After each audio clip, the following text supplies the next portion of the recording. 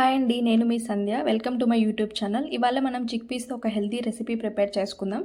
So chickpeas ముందు రోజు నైటే నానబెట్టుకోండి. So next day morning wash చేసుకున్న తర్వాత కొన్ని వాటర్ యాడ్ చేసుకొని, కొంచెం పసుపు యాడ్ చేసుకున్న తర్వాత ప్రెషర్ కుక్కర్ పెట్టేసుకొని ఒక 7 to 8 విజిల్స్ వచ్చేదాకా ఉడికించుకోండి. సో నేను ఇక్కడ పసుపు ఆల్రెడీ యాడ్ చేసేసాను. స్టవ్ ఆన్ చేసి కుక్కర్ పెట్టుకుంటా ఉన్నాను.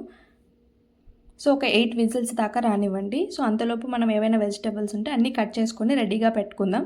సో ఇక్కడ నేను 1 బిగ్ సైజ్ ఆనియన్ తీసుకున్నాను, 2 టొమాటోస్ తీసుకున్నాను, కొన్ని పచ్చిమిర్చి తీసుకున్నాను. సో ఆనియన్స్ చిన్నగా చాప్ చేసుకుంటున్నాను. సో కొంచెం చిన్నగా కట్ చేసుకోండి. ఆనియన్స్ కట్ చేసుకున్న తర్వాత టొమాటోస్ కూడా చిన్నగానే కట్ చేసుకోండి.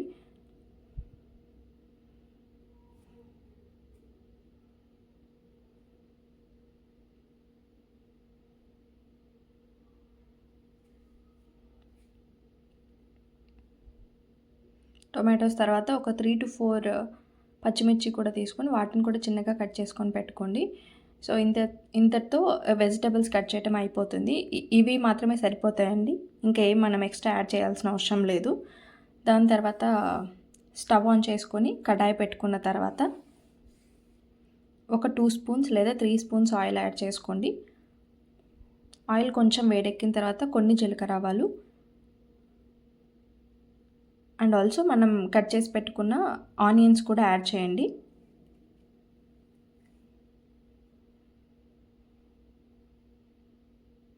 కొంచెం కలుపుకోండి. సో ఆనియన్స్ కొంచెం త్వరగా ఫ్రై అవ్వటానికి కొంచెం సాల్ట్ కూడా యాడ్ చేసుకోండి. నేను ఇక్కడ కొంచెం సాల్ట్ కూడా యాడ్ చేస్తున్నాను సో దట్ ఆనియన్స్ త్వరగా ఫ్రై అయిపోతాయి.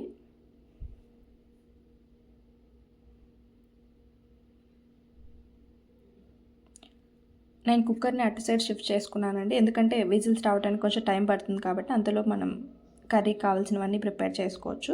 సో కొంచెం పసుపు యాడ్ చేసుకోండి. పసుపు యాడ్ చేసుకొని మంచిగా కలుపుకోండి. ఆనియన్స్ ఫ్రై అవ్వడానికి ఒక 4 to 5 minutes పడుతుంది. దాని తర్వాత ఇక్కడ నేను కొంచెం కరివేపాకు కూడా యాడ్ చేస్తున్నాను.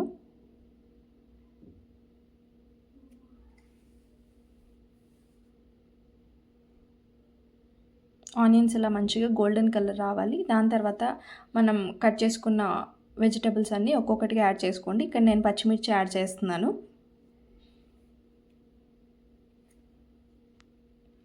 తర్వాత కట్ చేసి పెట్టుకున్న టమాటోస్ కూడా యాడ్ చేస్తున్నాను.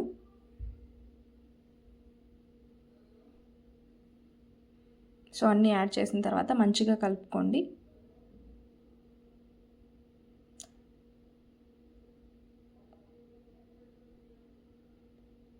సో ఇక్కడ నేను జింజర్ గార్లిక్ పేస్ట్ కూడా యాడ్ చేశానండి, 1 టేబుల్ స్పూన్.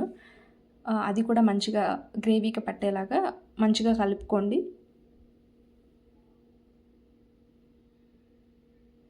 ఇక్కడ గ్రేవీ మంచిగా అయింది. సో ఇక్కడ నేను 2 స్పూన్స్ చిల్లీ పౌడర్ కూడా యాడ్ చేశాను ఆల్రెడీ. సో మీ టేస్ట్కి తగ్గట్టు మీరు యాడ్ చేసుకోండి. అండ్ ఆల్సో విజిల్స్ అన్నీ అయిపోయినాయండి. ఇప్పుడు వాటర్తో పాటు ఉడకబెట్టుకున్న చిక్ పీస్ కూడా యాడ్ చేసుకోండి కర్రీలోకి. సో ఆ వాటర్ అంతా ఇంకిపోయి గ్రేవీ దగ్గరికి రావడానికి కొంచెం టైం పడుతుంది.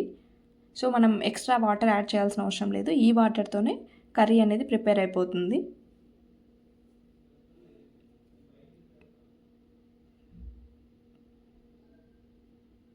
సో గ్రేవీ అంతా చిక్ పీస్కి మంచిగా పట్టేలాగా అన్నీ మంచిగా కలుపుకోండి. సో కాసేపటి తర్వాత చూస్తే కన్సిస్టెన్సీ కొంచెం దగ్గరికి వచ్చినట్టు కనిపిస్తూ ఉంది. సో ఇంకొంచెం టైం పడుతుంది, ఇంకొంచెం దగ్గరికి రావాలి. ఈ వాటర్ అంతా ఉడికి కొంచెం దగ్గరికి వస్తుంది. ఇక్కడ చూస్తే మంచిగా కర్రీ రెడీ అయిపోయింది. సో ఇప్పుడు నేను కొన్ని వెల్లుల్లిపాయలు అండ్ ఆల్సో కొంచెం చిల్లీ పౌడర్, మిరియాలు, లవంగాలు అండ్ ఆల్సో కొంచెం చెక్క వేసి అన్నీ వేసి పౌడర్ ప్రిపేర్ చేసుకున్నాను. ఇది వేసుకుంటే ఫ్లేవర్ చాలా మంచిగా ఉంటుంది, అరోమా కూడా మంచిగా ఉంటుందండి. అండ్ ఆల్సో కొంచెం ధనియా పౌడర్ యాడ్ చేస్తున్నాను.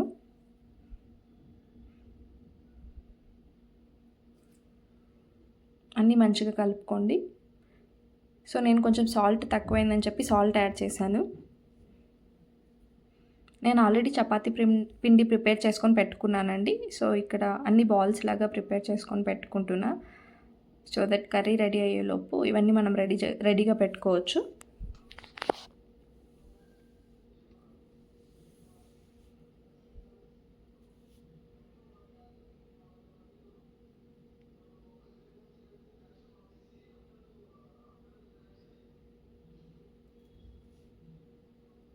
కర్రీని మధ్య మధ్యలో కలుపుతూ ఉండండి.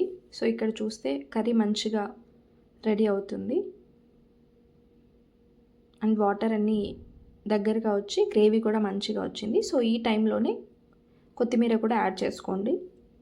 సో కొత్తిమీర యాడ్ చేసుకున్న తర్వాత ఒక 3 to 4 minutes ఉన్న తర్వాత కర్రీ దింపేస్తే అయిపోతుందండి. సో ఆల్మోస్ట్ రెడీ అయిపోయినట్టే. సో నేను కర్రీని అవతలకి షిఫ్ట్ చేస్తున్నాను. ఒక 2 to 3 minutes తర్వాత కర్రీ ఆఫ్ చేసుకోండి, రెడీ అయిపోతుంది. సో నేను కర్రీ ఆఫ్ చేశానండి. ఇక్కడ చపాతీ ప్రిపేర్ చేసుకుంటున్నాను అంతలోపు.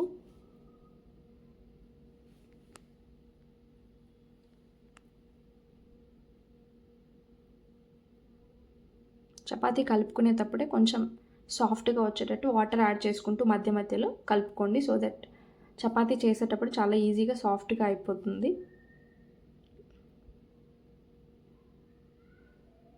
సో నేను చపాతీస్ రుద్దేయటం అయిపోతుంది. ఇప్పుడు పాన్ పెట్టుకోండి. సో చపాతీ కాల్చడానికి గీ కూడా యాడ్ చేసుకుంటే చాలా బాగుంటుంది.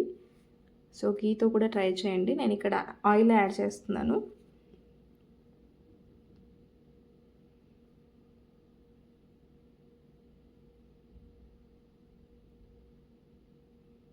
ఒక సైడ్ అయిపోయిన తర్వాత నెక్స్ట్ సైడ్ కూడా ఫ్లిప్ చేసుకొని కొంచెం ఆయిల్ యాడ్ చేయండి రెండు పక్కల.